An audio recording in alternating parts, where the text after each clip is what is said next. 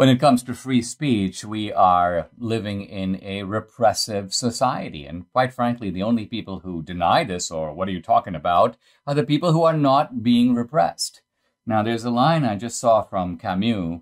He says, the only way to deal with an unfree world is to become so absolutely free that your very existence is an act of rebellion. I love that. It's almost a declaration of independence from what's going on in America today.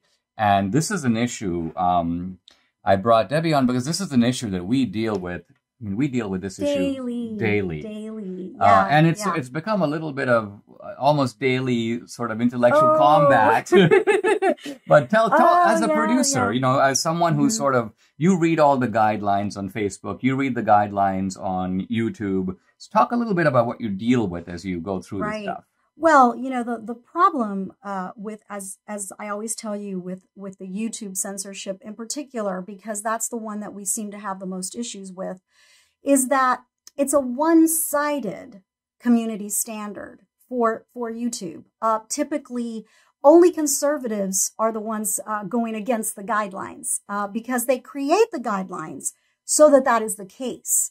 And so it's extremely just aggravating to, after the podcast, you know, we decide, okay, are we meeting the community standards? We have to check it off, because if we don't check the box and they come back and check the box for us, we will be punished, you know, and that I think that they get great pleasure. And that punishment can be restricting your reach. It can be demonetizing you. It can even be shutting your channel permanently. It could be. It's up to them. We are in their playground, in their domain. So let's talk about how this works. Abortion. So in abortion, if we talk about it, I had a very, you know, innocent conversation with two Texas legislators who have a bill on that issue. That was flagged. Well, their law, you know, they passed the law, and it was their law.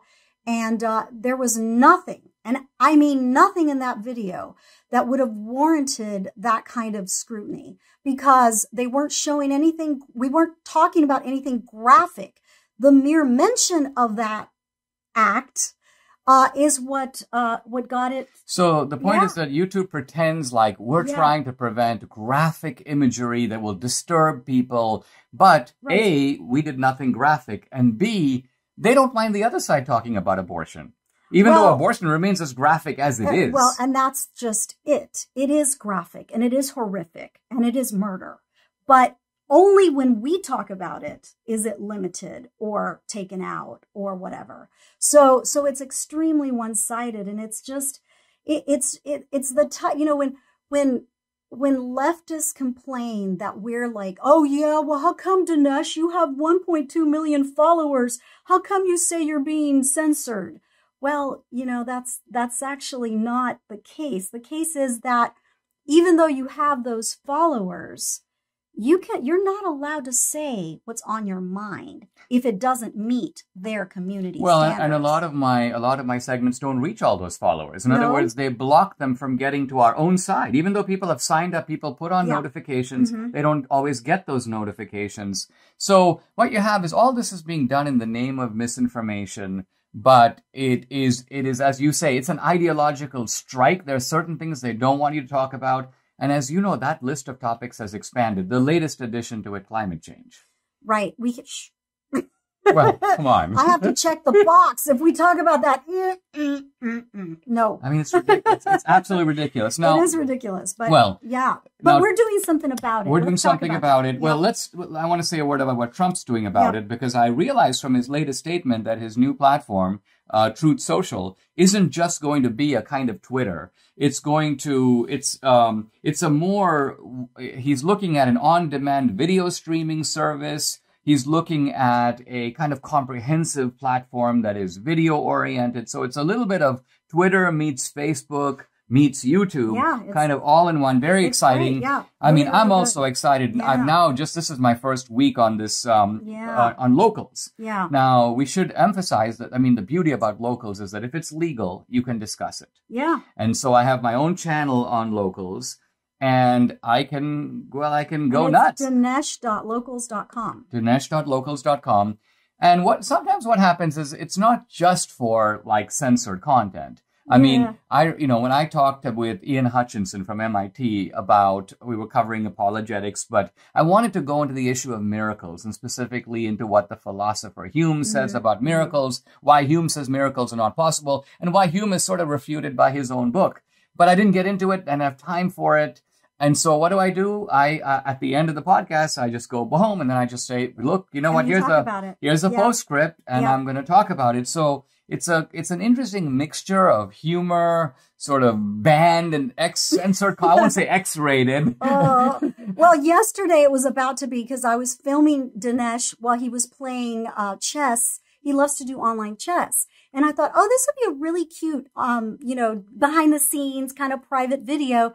Well, he was in his jammies and he had some really funny looking like pants. I think they were my penguin pants. They were your penguin pants. And so, yeah, I showed a little too much. So we decided not to do that. Well, here's another example. I did the interview here on the podcast with Marjorie Taylor Greene. Yep. And then I realized I want to ask her about Fauci, because Marjorie Taylor Greene has been raging. But Fauci is like an untouchable. You cannot discuss Fauci. He's like the patron saint of YouTube. And we have it reliably, in fact, from some YouTube insiders, that if you go against Fauci, you are like off of YouTube. Now, think of how horrific this is. Think about living in a world where you've got all this minefield, where this is a good description. We're always walking. Be careful, because the YouTube may come back and say this is misinformation. What is misinformation?